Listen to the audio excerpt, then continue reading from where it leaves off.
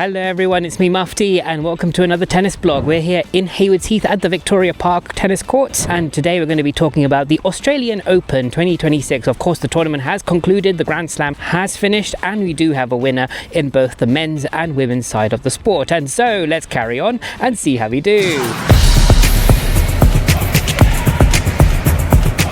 The 2026 Australian Open was a tournament that will be talked about for generations. Held at the iconic Melbourne Park, it wasn't just the first Grand Slam of the year, it was a festival of tennis that shattered every record in the book. A total of 1.36 million fans attended over the 3 weeks, including a staggering 103,956 people on a single day. That was according to the 22nd of January. The 114th edition felt like a true passing of the torch. Why? Well, legends like Novak Djokovic and Stan Wawrinka still commanded the spotlight. Young stars of the ATP and WTA tours officially planted their flags at the summit of the sport. Now let's begin with the early rounds, first round to the second round. The tournament opened with a historical first opening ceremony featuring tennis legend Roger Federer. As the main draw began on January 18th, the happy slam energy was at an all-time high. We are feeling the energy, aren't we? In the women's draw, Aryna Sabalenka entered as the world number one and a heavy favourite.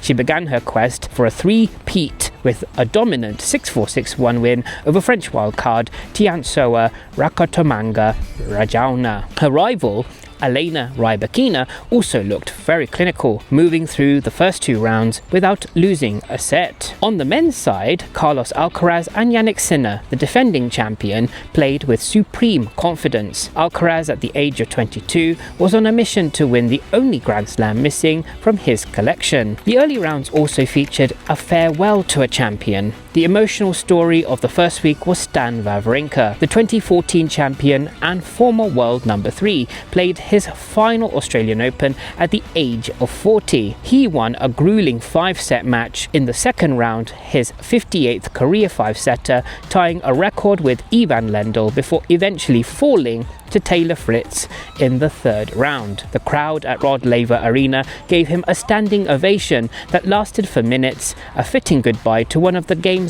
greatest big match players. Next, we move to the middle rounds, rounds 3 to 4. As the second week began at the Australian Open, the heat was intensifying and the competition became razor sharp. For the first time in the Open era, every single player in the fourth round was a seeded player, showing the incredible consistency of the current top 32. The rising of the next generation, while the stars shown young players like Lerner Tien, the American, made huge waves. The 20-year-old Tien became the youngest man since Nick Kyrgios to reach the Australian Open quarterfinals, stunning high-ranked opponents with his left-handed craftiness. The defending champion falls. The women's draw saw a major shock in the fourth round when the defending champion Madison Keys was knocked out. On the men's side, Jannik Sinner continued to look like a machine, but the tension was building for a massive semi-final clash. Next, we move on to the semi-final stages of the Australian Open. The final 4 matches in the men's draw are now being called some of the best tennis ever played in Melbourne. Alcaraz versus Zverev, the marathon to begin with. Carlos Alcaraz and Alexander Zverev played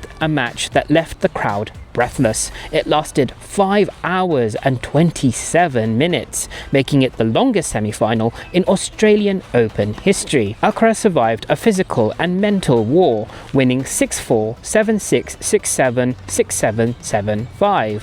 Alcaraz showed an incredible heart, fighting through leg cramps in the final set to secure his place in the major final. Next, we go on to the next semi-final, Djokovic versus Sinner. In a rematch of their 2024 and 2025 battles, Novak Djokovic faced the two-time defending champion Jannik Sinner. At 38 years old, many wondered if Novak Djokovic could keep it up. In a masterclass of tactical tennis, Djokovic broke Sinner's 10-match winning streak in Melbourne, winning in 4 sets. Djokovic then became the oldest man in history to reach an Australian Australian Open final, setting up a career slam showdown with Alcaraz. The women's semi-finals. Power versus precision. Aryna Sabalenka continued her dominance by dispatching Jessica Pegula, while Elena Rybakina knocked out the world number 2 Iga Swiatek, the one who won the double bagel at Wimbledon last year. Yeah, her. In a high-quality quarterfinal before defeating Elina Svitolina in the semis. This set up a rematch of the 2023 final between the two biggest hitters in the game. Now we go on to the final itself. First of all, the ladies' final. The ladies' final, Rybakina's redemption. On Saturday, January 31st, Elena Rybakina and Aryna Sabalenka stepped onto Rod Laver Arena. Sabalenka was trying to become the first woman in decades to win 3 straight titles. The match was a roller coaster. Rybakina took the first set, but Sabalenka roared back to take the second. In the deciding third set, Sabalenka led 3-0 and looked certain to win. However, Rybakina stayed ice cold. She won 6 of the last 7 games, sealing the match with 2 massive aces, and the final score was 6-4, 4-6, 6-4. Elena Rybakina claimed her second Grand Slam title and her first Australian Open crown, becoming the first Kazakhstani player to win the event. Now we move on to the men's final. The men's final, the Alcaraz era begins. On Sunday, February 1st, the world watched as Carlos Alcaraz faced Novak Djokovic. If Alcaraz won, he would complete the career Grand Slam. If Djokovic won,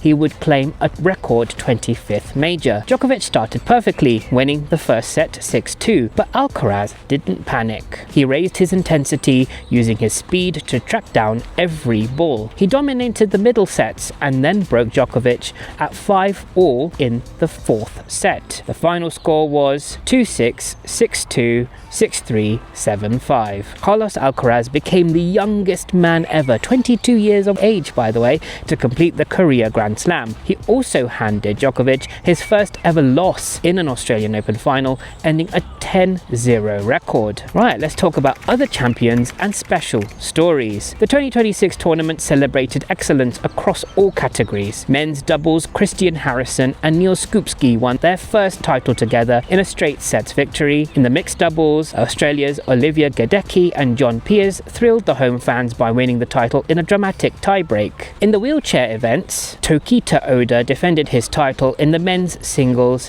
while Li Xiaohui won her first ever women's wheelchair singles title. In the juniors, Ziga Setsky and Ksenia Efremova won the boys and girls title, signaling the next wave of talent. Now, on to the conclusion. The 2026 Australian Open was a triumph for the city of Melbourne and the sport of tennis, with Carlos Alcaraz completing the set of all majors and Elena Rybakina proving she belongs at the top. The tournament marked a definitive shift in the tennis landscape. At the sunset of Melbourne Park, the message was clear. The next generation hasn't just arrived, they have taken over. Anyway guys, that brings an end to this tennis blog, the Australian Open 2026 conclusion. I hope you liked it, and make sure you like and subscribe to MUFTiiYT Tennis, and of course make sure you like this video as well, and I look forward to seeing you in the next one. Peace and take care.